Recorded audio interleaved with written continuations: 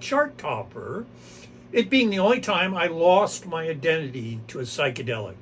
My senses, my reason, particularly with the addition of alcohol, I was willing to risk those when the opportunity arose, but who I actually was, that was so unassailable, even the DTs couldn't erase it.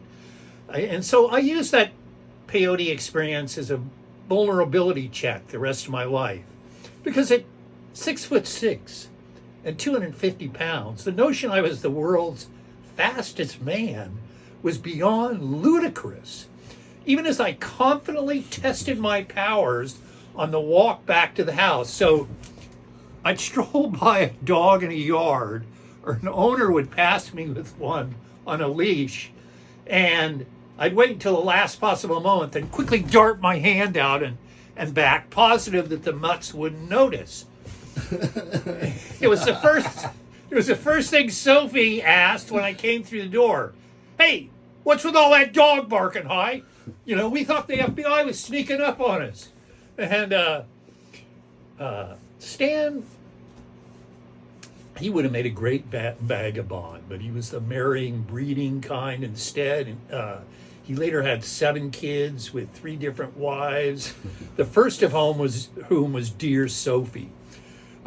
She and I would never meet again, but in the meanwhile, we had the rest of the night ahead of us. And McGriff suggested we go to Yaw's, a local hamburger restaurant that had been our high school hangout. And I thought, God, that's perfect. They've got milkshakes and canisters there. So, of course, Sophie objected. She said, look at how Hi lit up when you said that. She said, he's planning something and you're a deserter, Stan. You can't risk a police incident. And McGriff said, police? Come on, Sophie, you're just being paranoid. I told you before, Park just looks crazy. But as we walked to Yaw, she kept glancing at me, and her disdain and suspicion might have bothered me, except, come on, I was Flash. I could afford to be magnanimous.